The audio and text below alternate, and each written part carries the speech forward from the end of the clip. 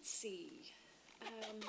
I now call this Bryan Independent School District Workshop to order. Let the record show that a quorum of board members is present, that this meeting has been duly called, and that notice of this meeting has been posted in accordance with Texas Open Meetings Act, Chapter 551. The time is now 12:03 p.m. We want to extend a warm welcome to everyone, and please turn off the sound on all electronic devices. I am now going to adjourn the regular meeting to call to order our public hearing. So I am going to recess, is that the word? Recess. Recess our regular meeting also at 12:04 p.m. So the time is now 12:04 p.m. Let the record show that a quorum of board members is present, that this public hearing has been duly called, and that notice of this public hearing has been posted in accordance with the Texas Education Code 44.004 and Board Policy CE Legal. I now call this public hearing to order. So this is a public hearing on the adoption of the 2024 tax rate. The Board of Trustees appreciates your attendance and welcomes your input. And after the presentation, citizens who wish to comment will have the opportunity to do so. Individuals wishing to speak are limited to 3 minutes. So we will now turn it over to our presenter, our Assistant Superintendent of Business Services, Mr. Kevin Besaw. Yes, thank you, Dr. Harlan. This is an annual thing that we go through. Actually, this year, though, is a little bit different because normally we would be adopting our budget and our tax rate at the same time, but as you may remember, we changed our fiscal year end to June 30, and so we actually adopted our budget on estimated rates and things in June. And so we will go through this process with the proposed tax rate, and then we will bring forward, if everything is approved, we will bring forward a budget amendment at the next meeting or maybe in October to align those things that if anything changed, but actually is very, very close to what we had. And if you remember, I'm going to review the budget process and items just a little bit since we've already adopted that, but you remember the goals that we worked on. And of course, these are the board goals and alignment with them, supporting high quality instruction, recruit and retain high quality workforce, try and create a streamlined and efficient academic and operation model so that we could take advantage of, leverage the future funding when the legislature meets. Maintain our healthy fund balance, and safety and security, of course, remains a top priority through this. And this is a breakdown of the things that we've gone through, the meetings that we've had, the different times that we've come forward to the board and finance committee. Remember the one, there was an April 11th team of 8 training. We brought TASBO out, Texas Association of School Business Officials, to discuss all things school finance, budget, and tax, just to make sure that we were finding everything that we could. Sprinkled in between these meetings was many meetings with our district leadership teams, some of the advisory councils, most of the superintendent's advisory councils and community engagements, also campus visits by our administrative team discussing the budget and the process as we went through that and worked out. It's been a challenging budget year for all of public education across the state. And then we can see on the next one, we are at we had our certified values finally in July, finance committee meeting, and then today we are here to discuss the proposed budget tax rate. And we'll have a couple of other items on the actual agenda to discuss, and then hopefully adopt the tax rate to move forward. These are some of the estimates and assumptions we used in preparing the budget. We started out with student enrollment growth. We used no change from the prior year. Actually, a little bit in the current year, we are showing just a slight increase, so that's a good thing. Property value growth, we estimated 6%. That actually came in around 8%, so we'll change the rate a little bit. Maintenance and operations rate is 0.6769 as we used, and 0.27 for the debt service, and a tax collection rate of 99%.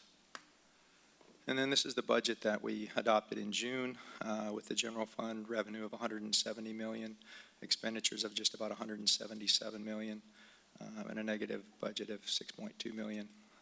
Debt service with a balanced budget, and that will include some prepayments, which we'll discuss later in an agenda item, and then food service with a balanced budget. And this is the TEA, the maximum compressed rate calculation sheet. And this is how basically our maintenance and operations rate gets set. We submit all of our certified values to the state. All school districts do. They put it into a formula and calculate that out, and then turn out the rates for all school districts across the state, so they keep them within a certain range and manage that process a little bit. So at the bottom there, our MCR, or maximum compressed rate, came out to be 0.6169. And then we have 6 is called Tier 2, or golden pennies, that were approved by the voters along the point through the years. So that would get us to our 0.6769 for the M&O rate. And this is a property tax rate history. We've talked about this, and I believe showed last year as well. But from the last 2015-16 through today, the decreases as the laws have changed. And of course, in 2019 with House Bill 3, a lot of that changed, and the state became the keeper of the rates, so to speak, at least for the maintenance and operations part. And you can see it's fallen off there. So our property tax rate has actually decreased about 40 cents per $100 of assessed value from 2016 to 2024. And this is our estimated debt service for the 24-25 year. So this would be based on our 24 taxes that we're discussing right now. And again, as we said, we'll have an item about this at a later agenda item to discuss calling some bonds early. And this is just the summary of the recommendations. So we've adopted the balanced food budget, food service budget, general fund, and debt service with those proposed rates. And you can see from the 23-24 tax rate to the 24-25 tax rate, they're virtually identical. Actually, the current tax rate for the maintenance and operations would be about a quarter of a cent less per $100 of valuation, and then the debt service rate or INS rate would be identical from the prior year. And that's really all I have. The questions? Okay, any questions from board members, or anyone from our public is also welcome to ask questions at this time. Well, I do have one if there's Go not ahead. a public question. It's kind of a question comment.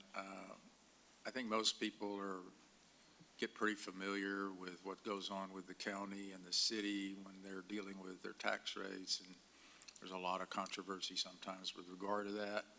I think it's pretty clear that, at least to me, but not to everybody, I guess, that we live in a different world with the school's tax rate. So you already mentioned the compression, but I think a lot of people, if they hear that we're reducing even slightly our M&O tax rate, would say, why are you doing that when you've got a deficit budget? So perhaps you could explain that a little bit to where we are and how we're confined by state law. Yes, and this changed pretty drastically in 2019 with the legislative session. There was House Bill 3, and I believe it was Senate Bill 2 that dealt with the property tax rates. And so at that point, that was all built into the bill to try for the state legislature to control the property tax that was being paid by basically by the population.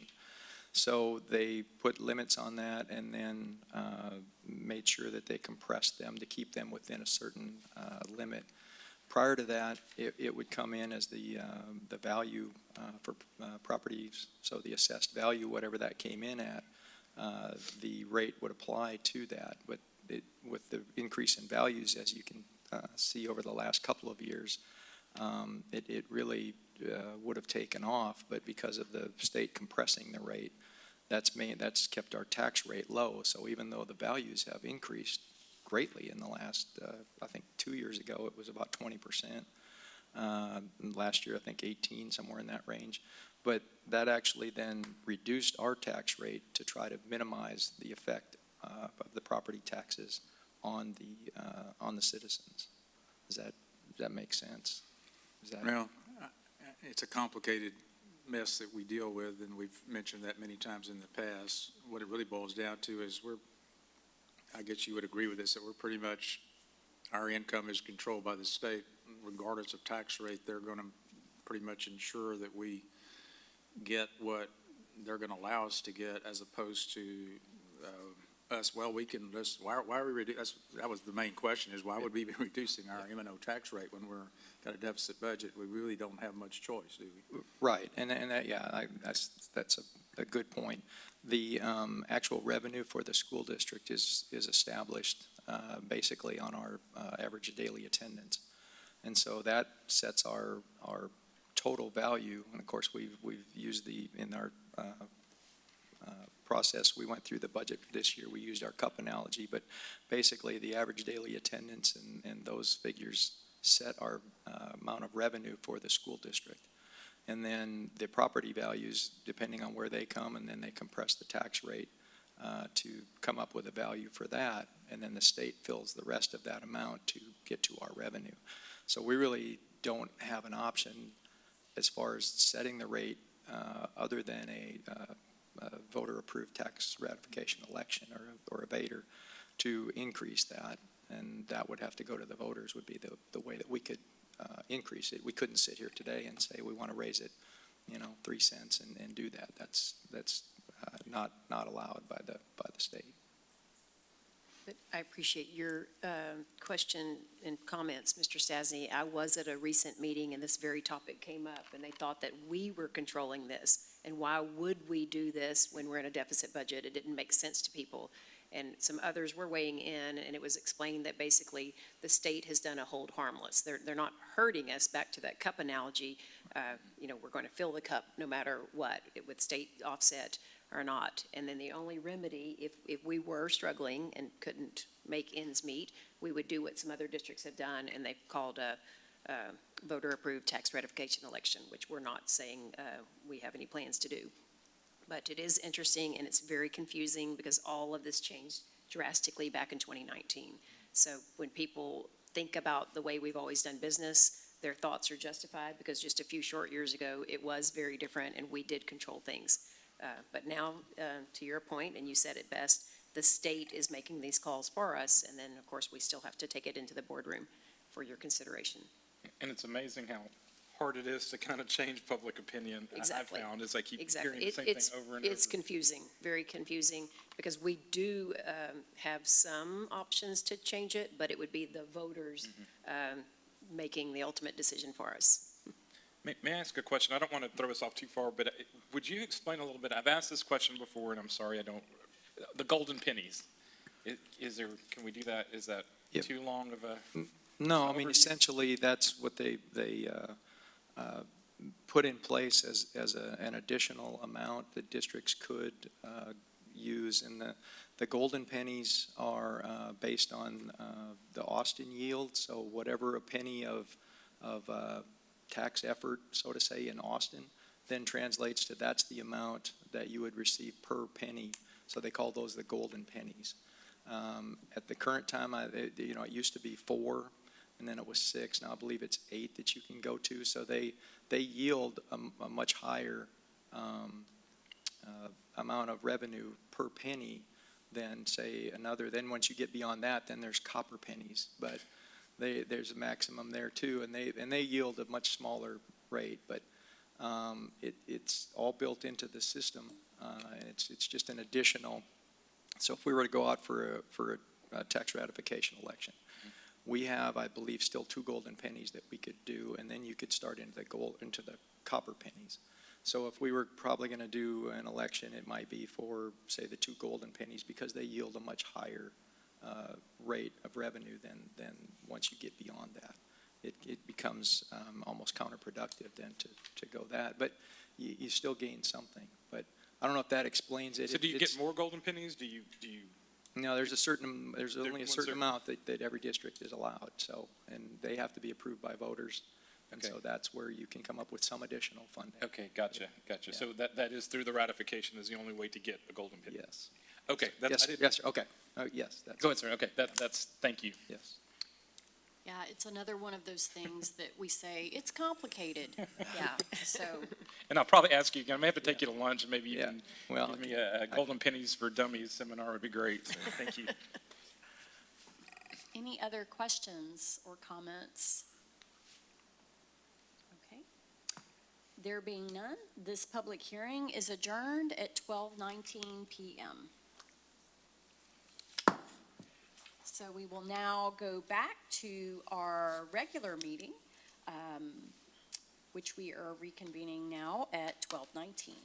So we'll move to our standing committee reports. First, we're going to hear from our Teaching and Learning Committee update, and we will hear from trustee Joel Bryan. Thank you. The Teaching and Learning Committee met on September 6th via Zoom. Board members present were Mrs. Benford, Mrs. Waller, myself, and staff, Mrs. Carabine and Dr. Ibarra. Topics discussed during our committee meeting, special education assessment software is software required to conduct special education evaluations of students. This will be discussed further on today's agenda, so I won't get into that too much. A pre-K MOU partnership. This is a new opportunity for Bryan ISD to partner with child care facilities and co-enroll qualifying students. This will also be discussed on today's agenda. And campus improvement plans. These plans will be shared with the board for review and placed on the September night meeting agenda for consideration. EOC acceleration. The September night meeting will include an annual public hearing regarding end-of-course EOC acceleration and performance. And the campus support team, the committee received a preview of the support team's weekly schedule. During each visit, the team will focus on campus priorities, review data, perform campus walks, and debrief the campus administration. Campus visits to date are BHS, Rudder High School, SFA, Fannin, Navarro, and Sadbury. Davila and Bonham are scheduled for next week. That's it. Thank you. Awesome, thank you. All right, we'll next hear from our Finance Committee update from trustee Leo Gonzalez. Thank you, Dr. Harlan. Our Finance Committee meeting occurred on August 29th via Zoom. Was Dr. Harlan, Mr. Stasny, and myself as board members, and Ms. Carabine, Mr. Besaw, and then we had Stephanie Brumfield and Michael Stiers was with us as well. So we discussed the 2025 group health plan. And so the committee discussed the current financial status of the group health plan. Several ideas were discussed to help contain costs and limit the need for higher premium increases. It was decided the district would re-implement the benefits committee consisting of district staff from all levels, departments, et cetera, to discuss plan changes and communication of benefits. So it was a good meeting. I learned a lot, and I'm looking forward to our presentation that we'll have shortly. Thank you. Thank you. And last but not least, on standing committees, we'll hear from our city school committee between Bryan ISD and the city of Bryan from Ms. Trustee Ruthie Waller. The City and School Joint Committee met September 3rd here in the boardroom. And the next meeting we discussed will not be on November the 5th. So we moved the next meeting to October 31st at noon. That was important. The city voted to continue paying the crossing guards for another year and approved the contract for school resource officers. And the school district is just so very much appreciative in light of the current lack of funding from the state that the city took the contract for the school crossing guards one more year. We really appreciate that. Superintendent Ginger Carabine provided an update on the district events and the start of school for this year.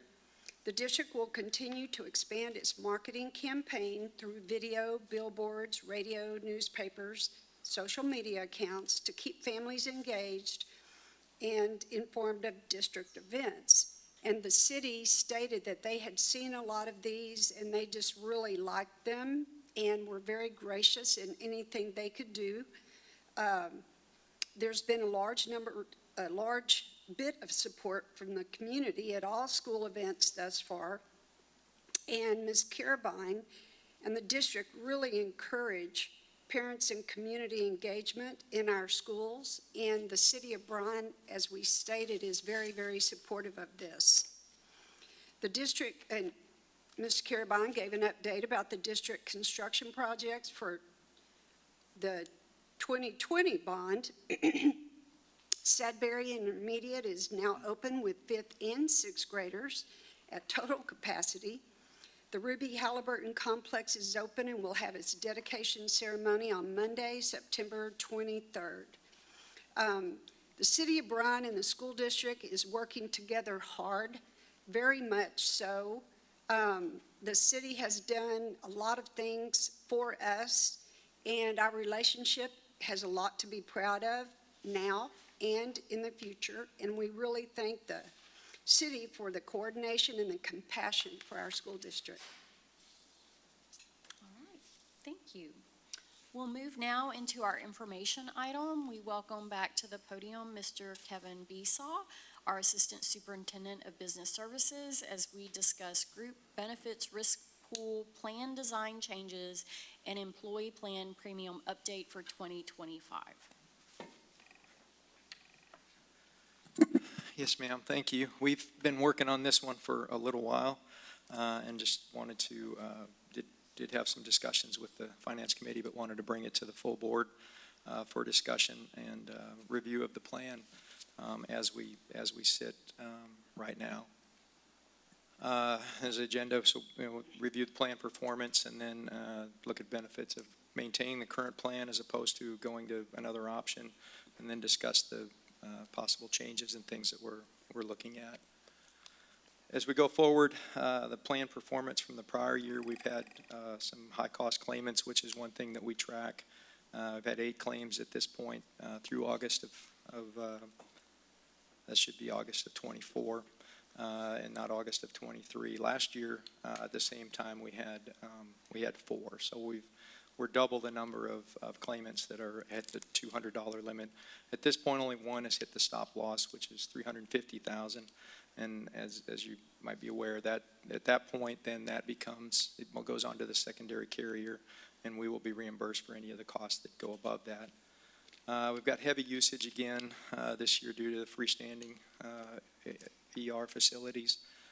We are looking at options to try to work through that, educate our employees on the use of what's the best option for the plan, and try to make sure that everyone understands that it does have a cost, even if it's advertised as free.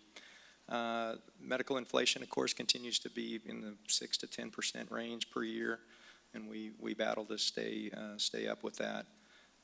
We transferred $1 million from fund balance reserves to help cover the shortfall for the prior year, which equates to about an additional $385 per employee, and effectively increases the amount that the district contributes from $485 per month to about $615 to cover that.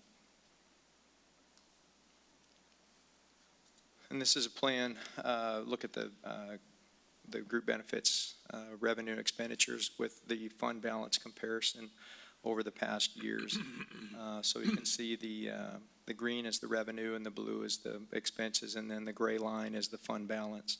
So as we've gone through the years, we've depleted some of the fund balance and then started adding actually additional fund balance, because since we're self-insured, this all is covered under the district's general fund for fund balance. So essentially that has to be covered by the district as it's stated. But as of 2018, we began funding in, I believe it's probably close to a little over $1 million a year at this point. It's average there. And some of it came from ESSER funding because that was allowed for COVID-related expenditures. So probably in the 20 and 21 year, there was about $3 million or probably $3 to $3.5 million that was from ESSER that was COVID-related expenditures. So we've dealt with that as well and did receive some additional funding, outside sources for that. The benefits as we go forward to continuing our current plan is at this point we have premiums that are lower than on other optional plans from different school districts and the city, different things like that. But the Employee Health Center is also another item that's included in the monthly premiums, and that is free to the employees as well to use. We also continue to have the benefit of the Blue Cross Blue Shield on-site rep that is available to all employees to discuss their any kind of questions, any particular benefit summaries, anything that becomes an issue that they may be facing. And that's a pretty good benefit to have, just someone completely dedicated to our people. We implemented the Flex Access program for pharmaceutical savings, which has roughly a $300,000 savings there. And then the Teledoc program, which was, I believe, Livongo. You may be familiar with that, where it's diabetes and hypertension management solutions, where you can get help with that, blood pressure cuff and different supplies and things like that we need. And we ran through the comparisons. We had these last year as well, just to look at where we stack up as opposed to other districts. And then we have the city as well on here, city, I believe, and Bryan and College Station on a couple of these. The cities are an anomaly or different than us because they have much higher contribution than the district does. And you can see in most of these, as we go forward, this is a PPO premium for the different groups. And on most of these, we're going to be fairly close on the employee-only part. And you'll see as the dependent tiers go up, spouse and children and family, we are considerably lower than other districts on that. And these are not exactly, it is a PPO option, but without examining the actual copays and different deductibles and out-of-pocket limits, it would not be necessarily a complete apples to apples, but it is the same type of plan as a PPO. Where this next one is an HMO. We can go back to these if you want to see or examine one of these for sure. And that's the high deductible monthly premiums.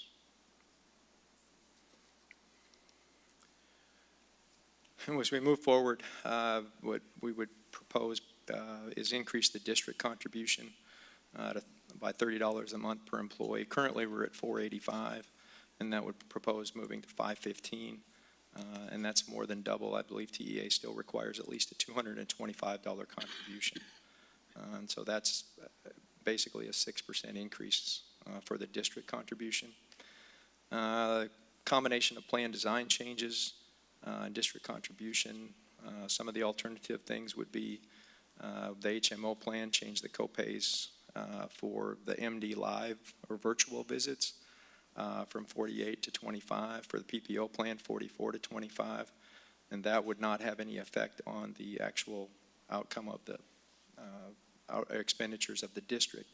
But it would make that a little bit cheaper for people to do the MD Live as opposed to having to go to visit a facility or their doctor. And lowering the copays, it doesn't have any impact on the overall budget. And then the one thing we will consider, or like to bring out, is decreasing the urgent care copay from 75 to 25. That would be a benefit to the employees if they have something that's after hours or they can't get in to see their doctor. That would decrease that copay quite a bit for going to that service. We'll continue the programs to educate employees on the most and least cost-effective methods to providers, which is best for the plan and which actually cost the plan more. So ultimately, these charges take away from the other things that the district could do, such as raises and those kind of things. So it does have a cost on the backside. And then consider premium changes to entice employees to enroll in the most cost-effective plans. This slide for the 2025 proposed coverage and premiums. So we're looking at Blue Cross Blue Shield, what they call equivalent rates. So that mainly is if they were going to take our current plan as it sits today with the benefits and limits and price it in the open market, what they perhaps would do for the pricing on that. And then Bryan ISD proposed plans, and then it has basically a difference of what that would be. And of course, they would price the employee only part probably lower, but raise on the dependent tiers pretty much across the board. And these rates on our part would be after the district contribution of the 515 is built into that.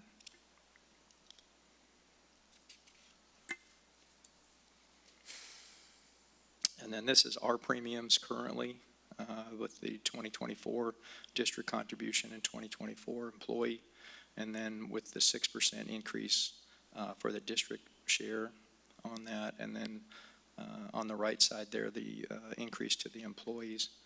And I don't have a dollar breakdown, I don't think exactly on that. For each tier, I've done that in the past, and I can do that.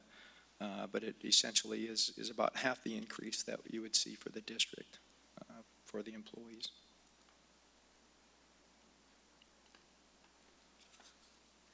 And then this one shows the difference that some of the other districts are doing. So for the gold, it's just the very top line, gold PPO plan. Employee only would be $2.50 per check increase.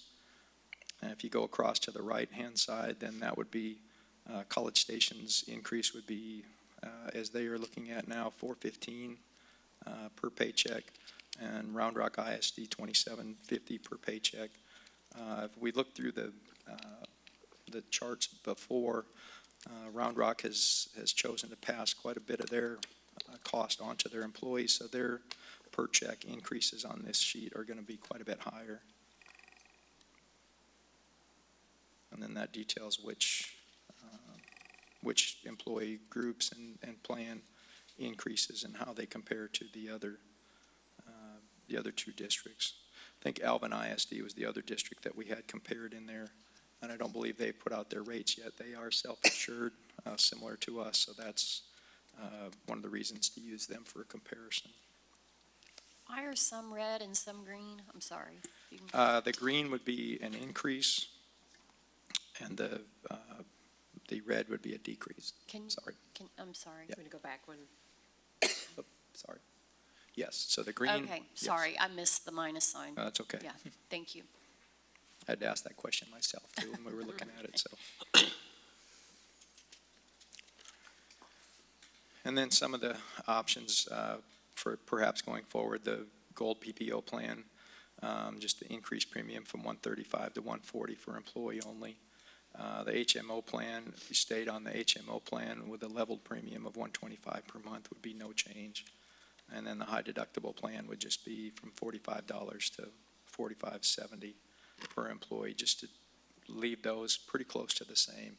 And that's making those, perhaps more a better choice for some people to move to those plans, which would be beneficial to the plan itself.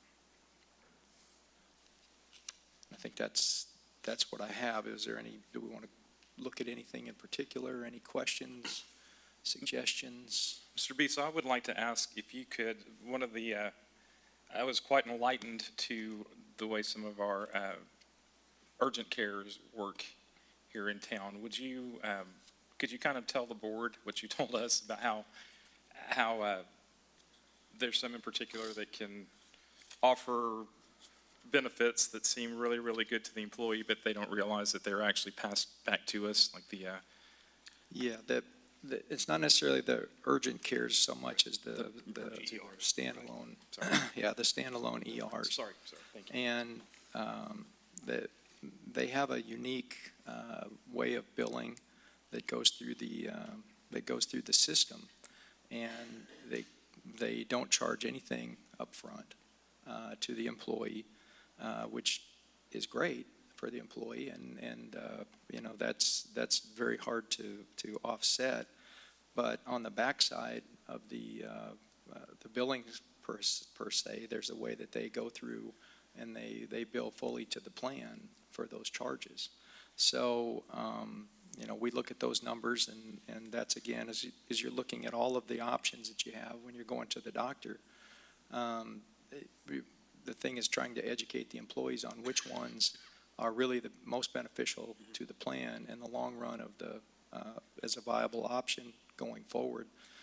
And the thing is, if we lose our independence, or if we would have to shut down our self-insured plan and go to, as an example, if we went to a fully insured Blue Cross Blue Shield, those proposed rates on there would be what we would basically be stuck with if we lose the ability to set our own rates and do those kind of things.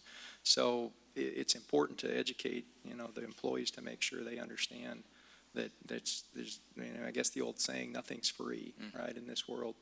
And as I said, as we're putting more money into the group plan, the fund balance, that money is coming from somewhere else. As we said, we talked about the tax rate. We're limited. You know, we have a cap on our funding. So that money goes over then to the group plan to pay for those charges. That's money that could have gone for, you know, extra, could be raises, could be extra supplies, could be, you know, something that's needed in the district that we wouldn't get. So that's part of the plan to, and we've started, Mr. Steyer started working on that really heavily since he's come, about educating our employees and making sure that everybody is aware that, you know, there is a cost to all things, and some things are more beneficial to the plan than others. So even though, you know, you might not have to pay anything up front, the entire district and all your other fellow employees are having to pay some. And I think somewhere. that's what, would you kindly give us, so you said, I feel like I'm in trial, sorry.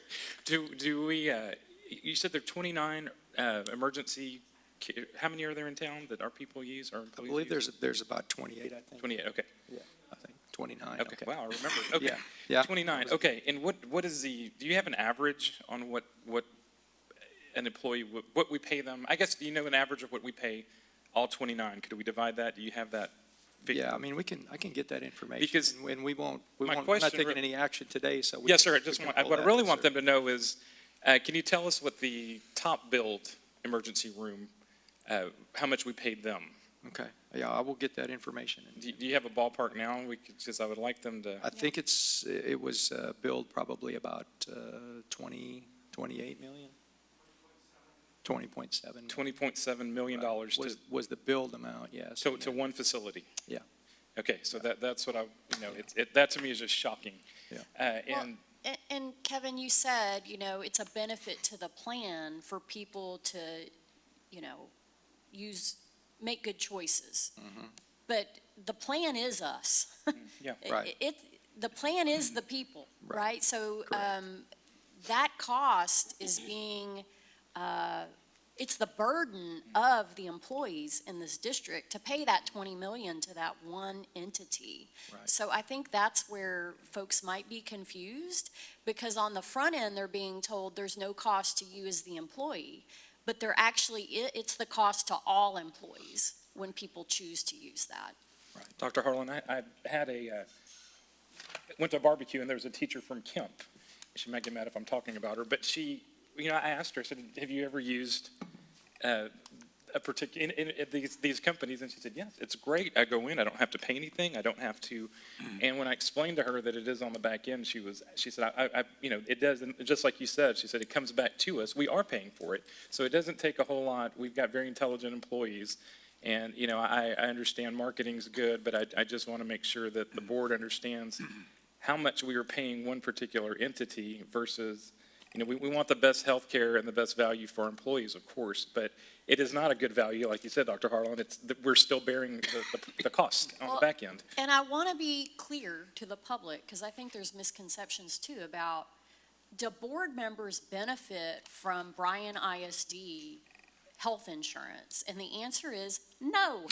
We are not employees. We don't benefit from this, but we are charged with managing budgets, approving those, and making sure that we are fiscally responsible. So that burden for making wise choices is really the burden of every employee in the district. Right. So we can provide guidance and recommendations, but at the end of the day, if people choose to make those choices, what you're going to see is a continued increase in your health care costs because we are self-insured. I agree. I don't think people realize that as a board member, we cannot, we're not access to anything that we're able to do for our employees. Mr. Besaw, I know in the past, we would have a faculty meeting and a representative would show up and present this to us, and everybody got to ask in-person questions, and typically it was the same question that 5 people down the row might have, so the questions were common and the answers were good for everybody there. How is this information given to our employees? Is it online now? Yes, And yes, that is, and it's available at open enrollment. Right. We do many things to make sure that information is pushed out. Well, and as we all know, so it's online and then teachers read it, grasp it, and then. Sorry, but to that particular point, there's a bullet in here that there is a Blue Cross Blue Shield on-site representative having access. Is that during open enrollment? Such as what? So there is a online, there is a real Right. Ms. Waller, person there What- as well. So Maybe Mr. Stars can come up Yeah. and explain this, because we still do what you're describing. They send out a team, if you will, of representatives. And that's what, right. For example, every year it's Groundhog Day, and I can't remember what I'm supposed to be picking or not. So I sit down with the representative, and they guide me, based on my age and health, et cetera. Here's what we're going to do differently. Besides helping people make informed decisions about which plan to take, we are going to do a better job explaining what self-insured insurance And that's actually exactly means. where I'm and that's what I was going to tell you, Ruthie. We did. That, I That's- think, is the, we've done it, but we're going to have to go much deeper Yes. with it. And I think in addition to that, we have to make people understand the options that are readily available. Because if you're like me, fortunately, I'm not ill that often, and I forget about Teladoc. I forget about the health center. I forget about the urgent center. So what has happened, I think, is some of these freestanding ERs look like urgent centers. They're open, 24/7 sometimes. They're very convenient. And then when you hear at no cost to the employee, you think, well, that's a no-brainer. So they go in not realizing that we're getting charged on the back end, which would ultimately impact their premiums. So I think we're going to continue to do what we've done with choices for plan, but we must make a concerted effort to help them understand self-insured, what that means, how it could actually come out of their pocket ultimately, and to make informed decisions. Now, if it's an emergency for your family or for you, go wherever at any time, by all means, take care of yourself. But for the lesser illnesses, common cold, et cetera, you don't really want to go to an ER or a freestanding ER because you're going to be charged more than your regular doctor or the other resources. So, Michael, I'm not an insurance Well, I was specialist. going to tell Ruth, I I'm saying just it in wanted to say layman's one thing. terms right now, Ruthie, you're exactly right. That was one thing that we Yes. focused on, is that the employees need to know. We've got to get that Yes. out to them, If we had- because they're not going to make a bad decision for themselves if they know Exactly. what the Yes. consequences are. So your point is well taken. When you met with that teacher, she very innocently I had no idea. She was- expressed how, and they are convenient, but we just have to make informed decisions. So Exactly. you want to give them just a high level about the day in the life of open enrollment and how the teams deploy out to different campuses? Yes, ma'am. So ever since I've been on here, I've been changing our education on how every single one of our new hires gets educated about what is a self-insurance fund, what is self-insurance, what does the district do, how much does the district contribute to the monthly contributions, and what exactly is a freestanding ER, where exactly are you able to go. We have a monthly newsletter that gets shared out every single month on the 5th, and it has in-network urgent care facilities listed with a button, and it has those addresses, their phone numbers, their hours, and everything else, how you can get that, as well as MD Live virtual visits and how you access that. Click here to schedule your appointment today, as well as the Employee Health Center constantly having access out there. And so we've been educating all of our employees on new hires every single time that they come in. It's about an hour-long session of, what exactly is insurance, and I thoroughly explain it very well, and the difference between a freestanding ER that says emergency 24/7 on the side of the building compared to what's considered an urgent care facility, where it's not open 24/7 hours of the day. And so, and last year during our open enrollment, we had an informational meeting at every single one of the campuses, well, majority of the campuses, trying to inform employees about the advantages of our self-insured fund. What does that exactly look like? Our new plans, our new benefits, where to go for care, so on and so forth. And then we also had representatives at every single one of the campuses during our open enrollment, helping employees enroll, as well as answering those direct questions that they may have related to their medical, and do they consider looking at a different avenue that may be more beneficial for them financially, as well as for their family as a whole. Well, as I mentioned, I think in our finance committee meeting, I hope we can figure out a way legally to disincentivize, I'm saying that right, disincentivize use of those facilities. If there's a way to do it, money talks and for employees, so. I kind of have a little bit of a conflict of interest here, but, and my wife works at a local urgent care, but I do like the lower copay going to urgent pay or urgent care. But it's hard to tell people where they can't go. It's really hard there. The one question I was going to have on the urgent care side is, I don't know if it's still this way, but in the past, if you were charged a copay at an urgent care, and then were referred to the hospital emergency room, then that copay kind of went with you, and it covered that hospital copay if it was a direct referral from the urgent care. And if that's still the case, I assume there's still going to be a different cost for the ER urgent care, and there would be a difference there that they would assume there. But so I just wanted to bring that up, to keep an eye out if the urgent care is different than the ER care. There may be some education that's allotted there. Would it be beneficial But to? I'm sorry, I'm not done.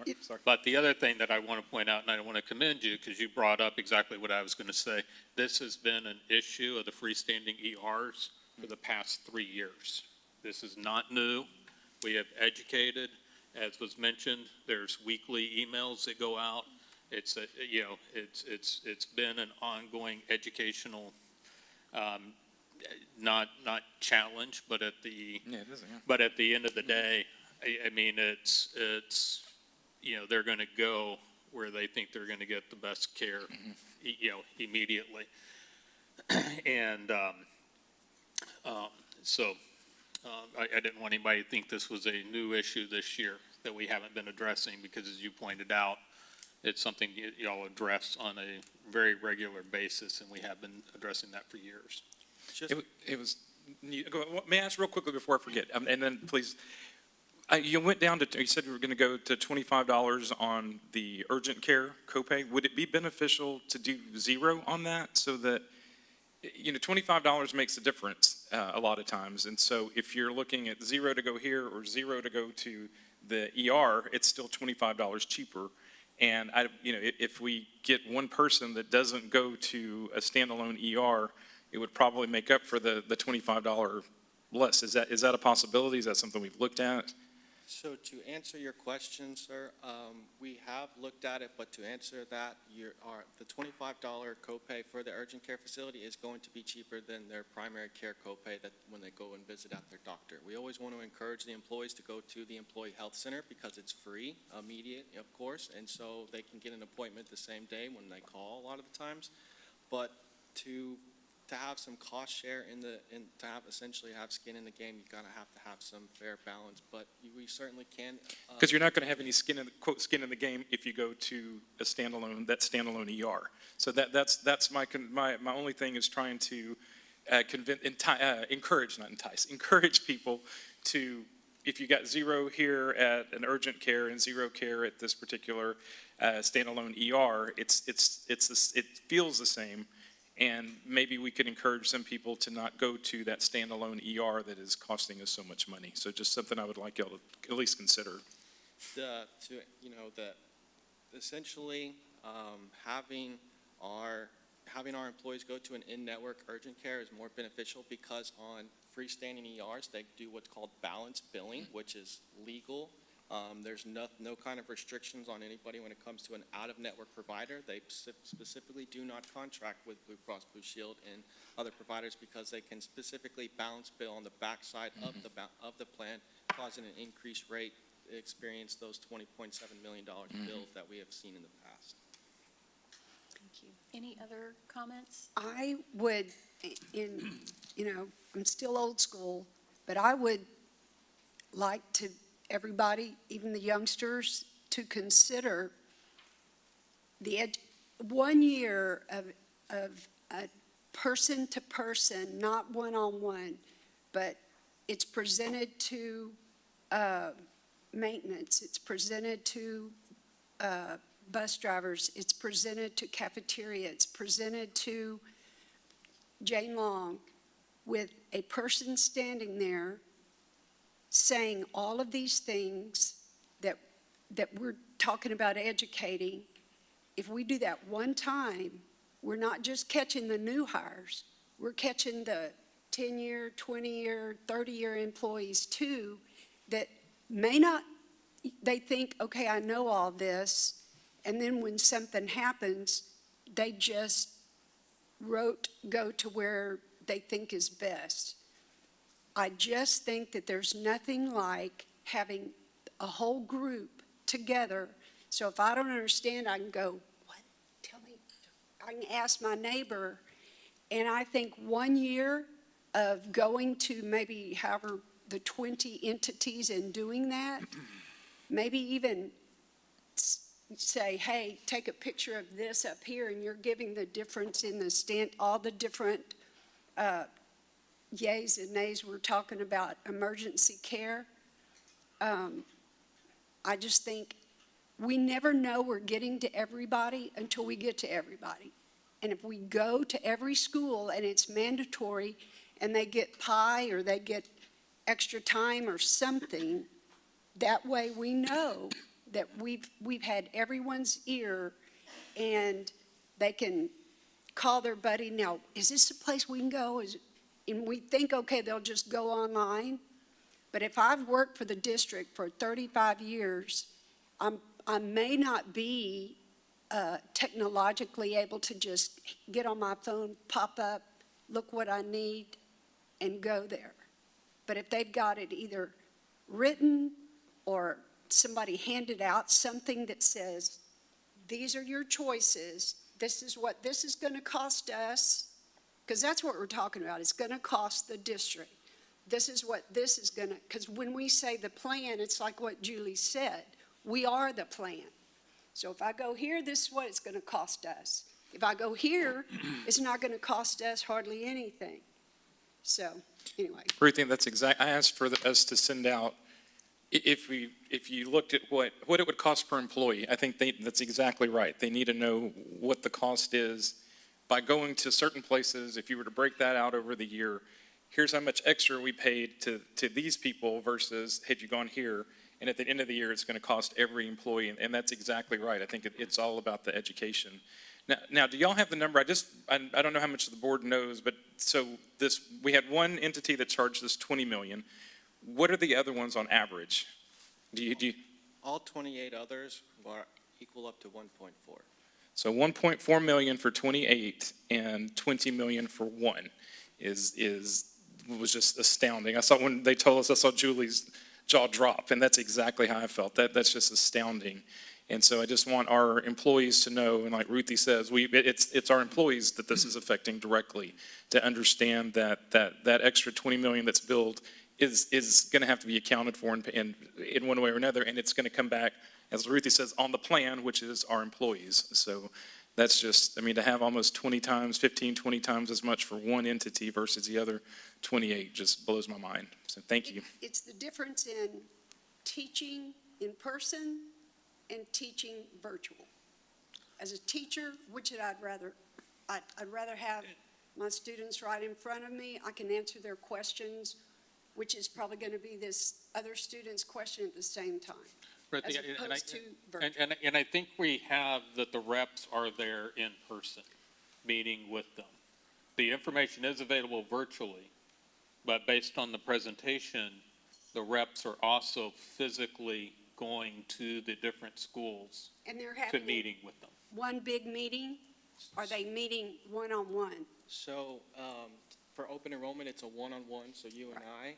But in the last year, we had an informational for everyone. Every campus come in, technology, auxiliary, everyone come in. This is what's happening, the changes, this, that, and the other. And to answer your question, yes, ma'am, we certainly could get to that point, but we do have to cut out some sponsorships in order to get there. That probably needs to happen.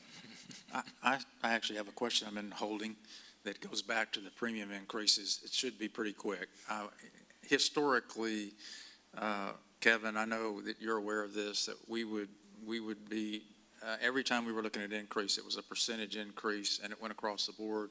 And that, of course, meant that those that were trying to insure their families were paying a much bigger increase. It looked like, as you were going through it quickly, that it was not that big an increase in the premium for an employee, say, with family. Is that correct, or did I miss something?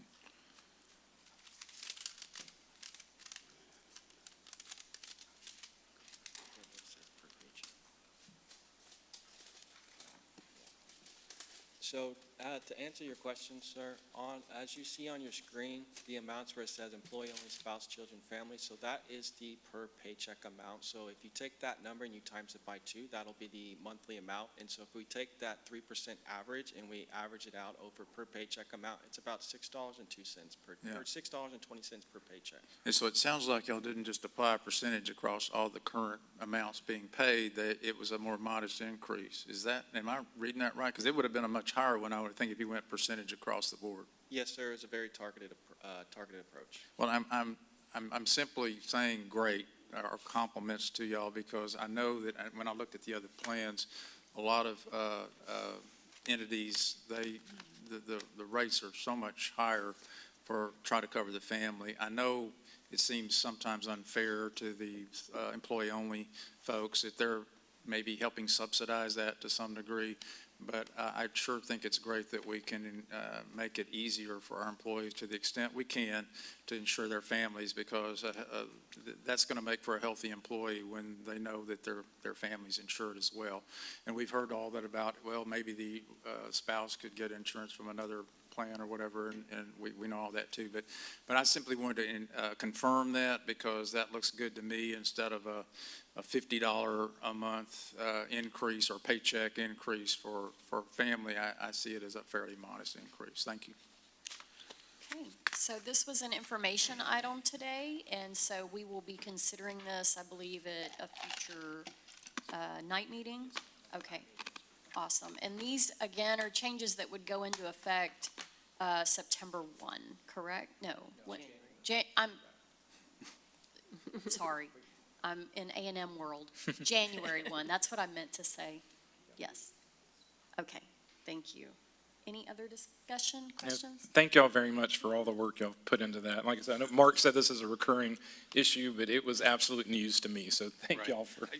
And I just want to not take the medical side because the numbers, but sitting up here as a board member, we don't know what was all involved in that one large claim, right? I mean, it could be somebody that was, and I'm not asking for what it was, but No, just being I up think it here- was one entity. Or one entity. Yeah, not a claim. It Right, was or one one entity. entity, but Yeah. we don't know what all was involved, and it might have been one claim that was super high because of a horrific incident. It may not have been, I don't know, but we don't have those facts. We did actually. And so it's, I'm not saying you didn't, I'm not saying the insurance people don't, I'm saying we as a board don't have those facts to know why those charges were that much. So again, I'm not trying to defend anybody, I'm just stating that, you know, we don't, I don't think we need to go into that, but. Okay. All right. Thank you all. We appreciate you, and we look forward to seeing that on a future agenda. Next, we'll move to our citizens' comments. Citizens may make comments about topics relevant to district business. Topics should be limited to 3 minutes, and comments concerning specific students or personnel will be heard in closed session.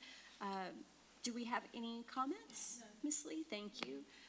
There being none, we'll move into our consent agenda. So a board member can remove any item from the consent agenda.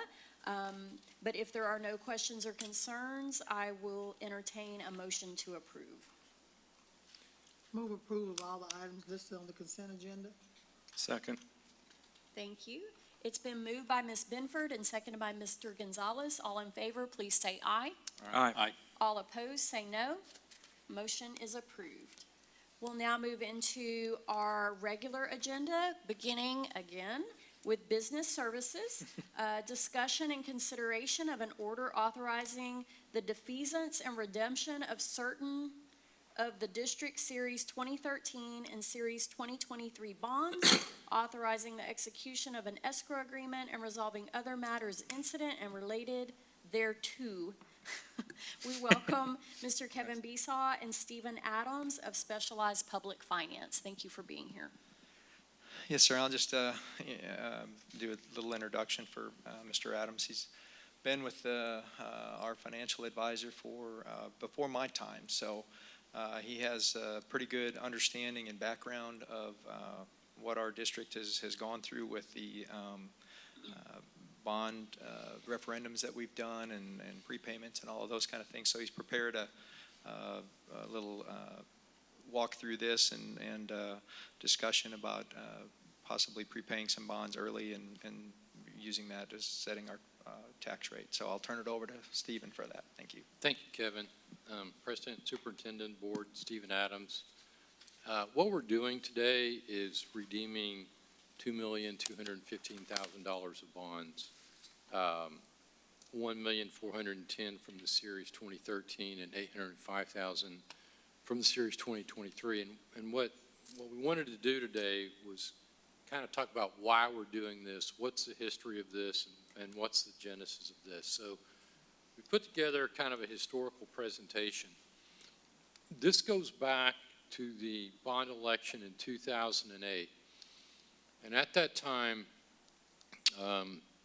we sat down and we said, okay, let's pass this bond election, but in the process, let's set up a plan to help the district pass future bond elections by managing the tax rate. And we knew the district was growing, and we knew the assessed valuation was continuing to increase. And if you just have level debt service and your assessed valuation increases, your tax rate goes down. So we did not want the tax rate to continue to go down only to have a larger increase for your next election because it would jeopardize that election. So during that time, when we authorized $37,500,000 in bonds, we did a portion of the bonds variable rate so that we could refund them at any time. And then when we got to the call dates or refunding dates over time, we continued to keep the tax rate at a level where it was. And just going through this list, you can see that almost every year we either did a prepayment like we're contemplating this year or a refunding for savings. During that time, we have issued a total of $356,500,000 new money bonds for improvements at the district. From 2008 to today, the INS tax rate has gone up 2 cents. I want to point out a couple of key notes on this timeline. I know it's busy. But if you look at the bond election in 2014, the $132 million, we did that with a very minimal tax rate increase. And if you look at the 2017 TRE election, where you got your 2 golden pennies, we were actually able to do the TRE election and lower the district's total tax rate by 1 penny at that time. The reason we were able to do that is because we have continued to prepay debt and refund debt for savings over time. And a few statistics on the side. We've had refunding savings of over $20 million. We've had prepayment savings of over $3.3 million. And we've prepaid over $13 million in bonds. So on the next page, Kevin had part of this history going back to 2015, I believe, in his last presentation. This goes back to 2008 when we had a 25-cent tax rate increase, 25-cent INS tax rate to pay that $37 million, that first bond issue. We kept the INS tax rate at that rate up until the 2014 bond election, when we went up to 31 cents. And since that time, you can see the total tax rate coming down. A lot of that's the compression that you talked about. But you can see that the INS rate, we've kept it mostly the same. This year we're going down a penny. And so that's, again, we've, in that time in 2017, when we went down from $1.35 to $1.34, that included a 2-cent TRE election that you got those golden pennies. This is your assessed valuation and your tax rate. Your assessed valuation has, of course, gone up because your community's growing, and that's good, and that's what has really helped as well. It has also brought both the M&O and the INS rate. It would have brought the INS rate down, but we've stabilized it. But it did also contribute to your M&O rate coming down that Kevin talked about earlier. So what we're looking at in your action item today is calling a portion of the 2013 and the 2023 bonds totaling $2,215,000. We will avoid an interest cost of $937,332. And then what that looks like mathematically, the bonds we're calling have interest rates of 4% and 4.5%. And then we'll be saving money over the next several years. And so when we're doing this, we're both saving money and keeping the tax rate. Every bit of money we save is a new money bond you can just layer right in there with no tax rate increase. So that's how we've been able to do all these. One of the ways, of course, your assessed valuation is very key in that. We've been very fortunate since 2008 also as interest rates have come down. So we've had a lot of things work in the favor of the district on the INS side. This is really something that is new this year. From a tax rate perspective, we still have to work from the tax year because you get your taxes in every February. You've changed your fiscal year. They used to align where the debt service was the same. So we're off a little bit this year from your tax year and your debt year. And that's really something more for Kevin and I to deal with than for you to spend a lot of your time on. Okay, on this slide, you can see that there's a 27-cent tax rate on the far right. And you can see that next year it's going to go down to 15 cents unless you either A, refund bonds and pay them off sooner, or B, we call bonds again next year, or C, the board can choose to let the tax rate go down. So that will be in next year's budget discussion. The timing for this, if you act on this today, and then you have until the 29th to adopt your tax rate, of course you're doing that later. And then in January of 2024, we'll finalize amounts. That's more of a technical thing. I mean, you know, these tax rates have little glitches and changes. The interest rates, what we can reinvest the money in until the call date changes a little bit, but that's, again, more that Kevin and I work through and will be probably immaterial to the entire calculation. We'll close the whole transaction on March the 18th. And that's all I have. I'm sorry. I'm reading my slide. Here's the timeline. Thank you, Kevin.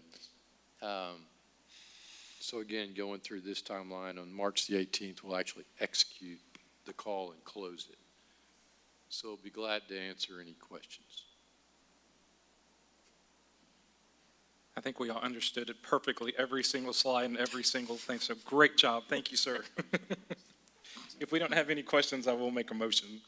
If I can find it on here, I apologize. I move to adopt the attached order authorizing the defeasance and redemption of certain obligations of the Bryan Independent School District, authorizing the execution of an escrow agreement and resolving other matters incident and related to the defeasance of such obligations as presented. Second. Thank you. It's been moved by Mr. Gonzalez, seconded by Mr. Snasny. All in favor, please say aye. Aye. All opposed, say no. Motion is approved. Thank you. Thank you. So we'll now move to consider approval of a resolution setting the tax rate for 2024 for the Bryan Independent School District. And thank you, Mr. Stevens. We appreciate Yes, thank you very much. You really do a wonderful job explaining all of that. Yeah. Thank you. All right. So we welcome again our Assistant Superintendent of Business Services, Kevin Besaw. Yes, ma'am. And then this is just the actual action item to adopt a tax rate based on the information that we proposed in the public hearing. And then, as Mr. Adams explained, that calling those bonds early will fit into that tax rate that's proposed. And that's the 0.6769 for the maintenance and operations rate, and the 0.27 cents for the debt service, for the total of 0.9469 per $100 of assessed value. And then I mentioned again, that is essentially the same rate as the prior year. It's a quarter of a cent, or 0.23 cents less than last year. All right. If there aren't any additional questions, since we did have a public hearing, certainly entertain a motion. I move approval of the property tax rate for 2024 to be set, the attached resolution, in the attached resolution at $0.6769 for maintenance and operations, and $0.270 for debt service, for a total of $0.9469 per $100 evaluation as presented. Second. Thank you. It's been moved by Mr. Stasny, and I believe seconded by Mr. McCall. All in favor, please say aye. Aye. All opposed, say no. Motion is approved. Thank you. All right, thank you. All right, moving off of business, and thank you again, Mr. Adams. We appreciate you. We'll move to teaching and learning. We welcome Jennifer Warren, our Executive Director of Special Programs, as we consider approval of a memorandum of understanding with Texas Workforce Commission and Texas A&M University for a pre-kindergarten partnership. All right, good afternoon. Thank you so much for this opportunity to present to you a potential partnership with several entities here in the Bryan College Station area. in efforts to increase our early childhood education opportunities with our staff supporting our child care centers in the area. With this opportunity, thank you very much. With this opportunity, what you'll find is the data shows that Bryan ISD puts together a fantastic opportunity for our pre-K age students here at Bryan ISD. So statewide, our students across the state of Texas are kindergarten ready at about 47% of our students, okay? And then at Region 6, we find that about 50% of our students are kindergarten ready. But at Bryan ISD, we are above the state and above the regional average, and making sure that over 58% of our students are kindergarten ready when they leave pre-K. So what that tells us is that we have a phenomenal program that is above average for the state and for our region. We have a lot of opportunity to take that momentum and share it with others in our area to make sure that other students or children that are not served in our building also have the opportunity to a high-quality pre-K program. Over to the right, what you'll see is the potential that we have in our child care programs. These are the number of students that are enrolled in pre-K age programs in child care centers across Brazos and Robertson County that qualify for subsidized tuition, which means their families are considered low income. Okay, so what you'll see on the right is the potential of the numbers of students that we can meet that are not being served in our schools, but if we supported those child care centers, we could encourage those programs and promote those students' educational experience as well. Okay, so this partnership that we're proposing brings 4 entities together. That would be Bryan ISD, the Texas A&M University System, the Texas Workforce Commission, and of course TEA. So I'm going to take just a little bit of time to tell you what each part of the entities they would have in this partnership program. The university system, what you're going to see with Texas A&M is that they provide research, evaluation of programs to ensure that the quality of the program is high, and that also if there's potential for growth or opportunities, that those are identified quickly and they enhance either through additional research or professional development or resources. And the Texas Workforce Commission, they set a standard for child care programs that receive subsidized rates for tuition. So they are the governing entity over our Texas Rising Star child care centers, and there's a rating system, 1-star, 2-star, 3-star, or 4-star. And this partnership would only allow us to partner with those that are a 3- or 4-star partner with the Texas Workforce Commission.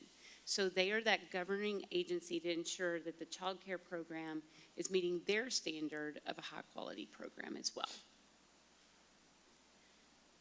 So the formal pre-K partnership would include an enrollment process where students co-enroll.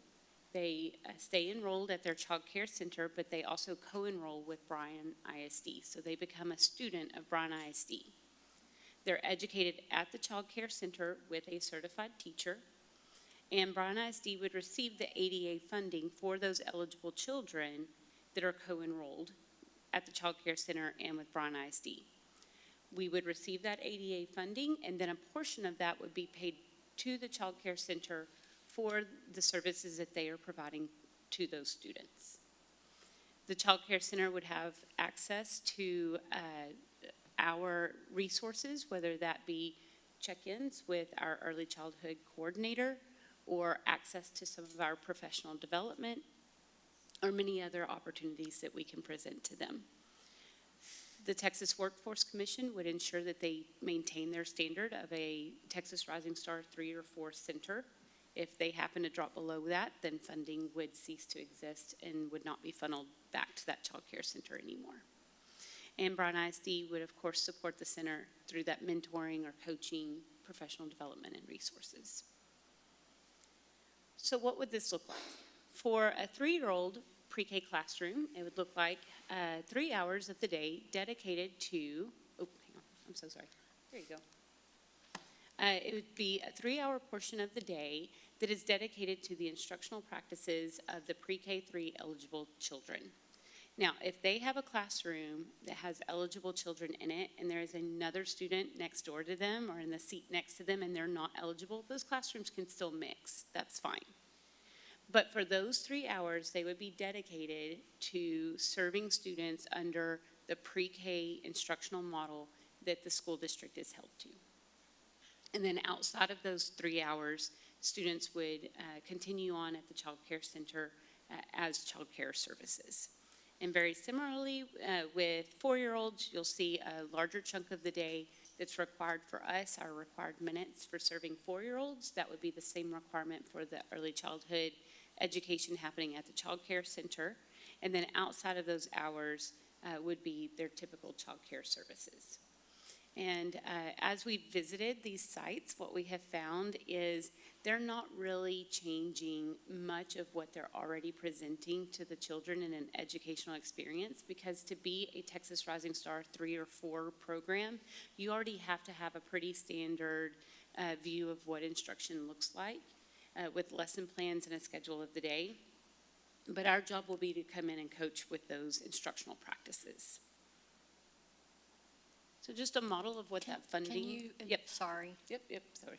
All right, so the formal partnership funding and resources, just a model of what that would look like.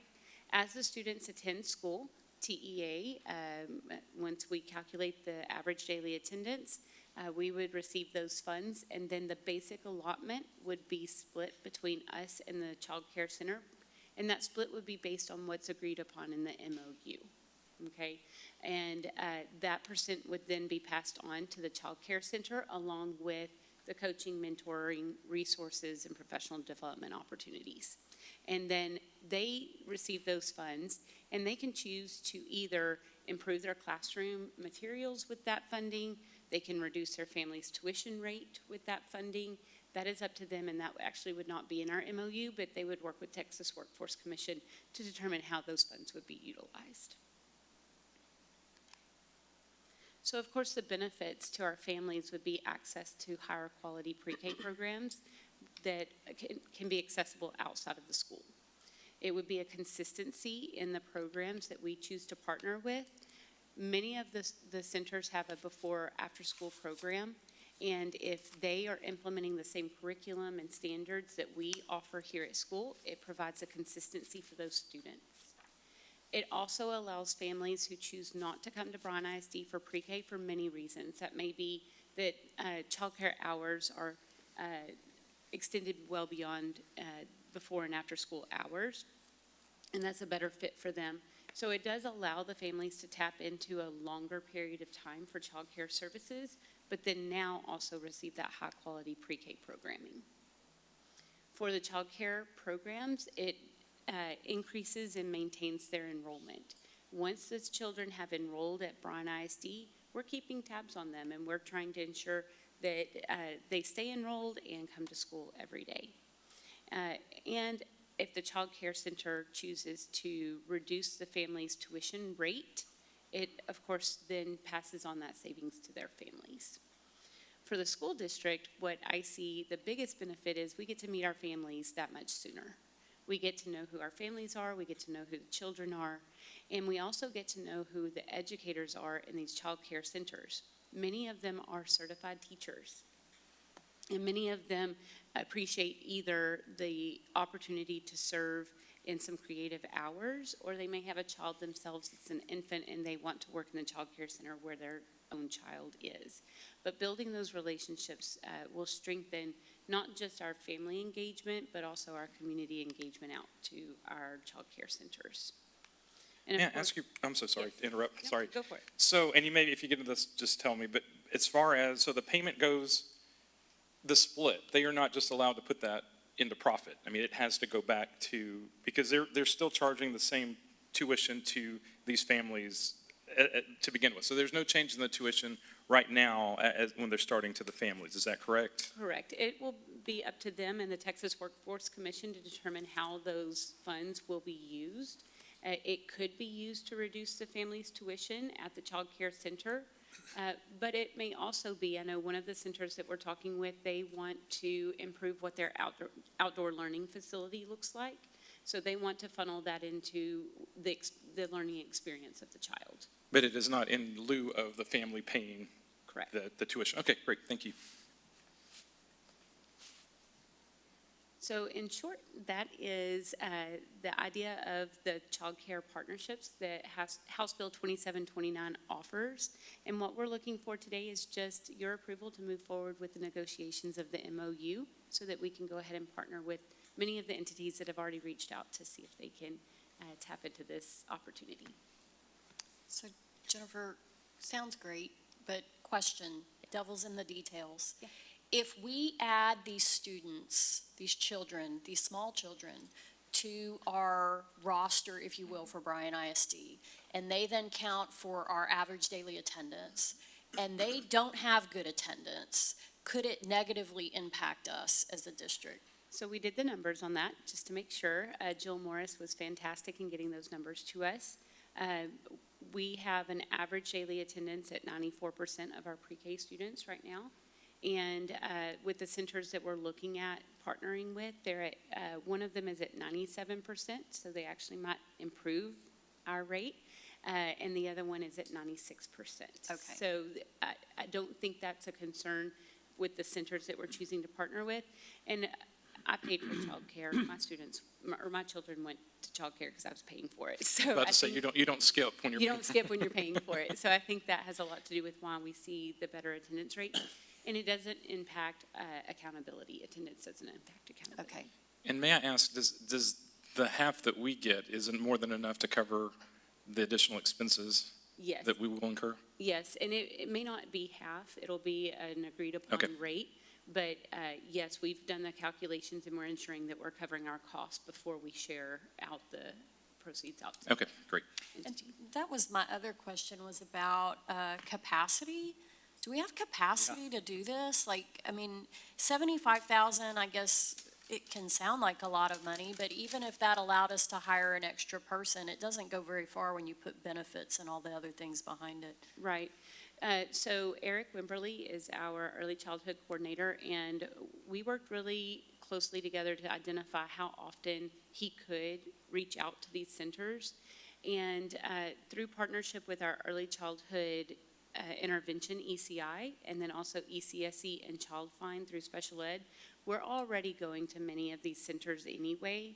So through that partnership, we're able to go to these centers and really kind of double time why we are Okay, there. so we're already doing the work. This We're just doing has another a lot of benefit. the work already, correct. Okay. But maybe now just with a new lens. Okay.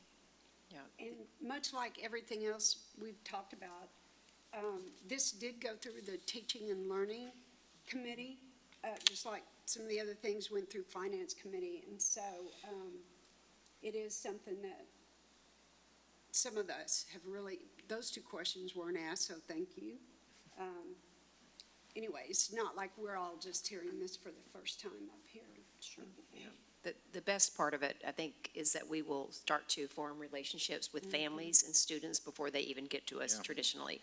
And that's what it's all about. We are thrilled to be able to impact the lives of children before they walk through our door, and to embrace their families and to bring them into the fold. And as their teacher, once these students come into public schools, as their teacher, they know how to do school. Yes, and one of the benefits of specifically one of the entities that we're looking to partner with, it is actually a former teacher of Bryan ISD who owns the child care center, and she took a lot of what she learned here at Bryan ISD and instilled in her program when she developed it. So that consistency is there, and we're getting to walk hand in hand with each other while we promote each other. Does anyone else do this around here? Not in the Brazos or Robertson County area, but there's actually not a standard to say that you can or cannot partner with someone in your area. So some of the partnerships that we're looking at have already been contacted by school districts that are nowhere near here. Oh, wow. And obviously there's a benefit to that, but for the school district, but I'm not quite sure how that coaching and mentoring and the relationship building, it will happen in that way. So for that purpose, we are looking at those childcare centers who actually serve our children. But, so yes and no. But one of the centers that we're looking at, if we don't partner with them, they have someone else that they plan to partner with who has already reached out to them. Right, who is not local. We feel like since we're local, Yeah, we can absolute be benefit. legitimate partners with them. Sounds like someone, like somebody out there is trying to figure out how to make this lucrative. Maximize. That is not our intent. It is serving our families. Correct. We evaluate this on an annual basis moving forward. We actually If will, approved. and that's part of what Texas A&M University System will be responsible for as well, as program evaluation, and making sure that not only does it run smoothly, help us with the MOU, the launching of it, but then the continual review of it to ensure that it's a good partnership for both parties. Any other questions or comments? If not, is there a motion to approve? I move to approve the memorandum of understanding for the pre-kindergarten partnership with the Texas Workforce Commission and TAMU as presented. Second. Thank you. It's been moved by Ms. Waller and seconded by Mr. Bryan. All in favor, please say aye. Aye. All opposed, say no. Motion is approved. Thank you. Thank you. And is it Dr. Warren now? It is. Congratulations. Thank you very much. Yay. All right, we'll now move to board governance. Consider certificates of unopposed candidates and possible approval of order of cancellation of election. I am the presenter on this. So just so that we know, we had 2 open slots for the November 5th election, and both of those are unopposed. So single-member District 4 and at-large Place 7 are both unopposed. So due to the lack of opposition, the outcome's already known, and so one of the benefits of canceling the election, other than, just not having to do all the things, is that the district will save money because we will not be splitting the cost of the election with the other entities that have opposed races. So we added this to the agenda so that we could consider it. So are there any questions or comments about this? No, ma'am. I move that the Board of Trustees approve the order of cancellation of election as presented. Second. Thank you. It's been moved by Mr. Gonzalez and seconded by Ms. Binford. All in favor, please say aye. Aye. All opposed, say no. Motion is approved. Thank you all. All right. The board will now convene in closed session to discuss the following items as allowed by Texas Government Code, Chapter 551.074, .071, .0821, and .087.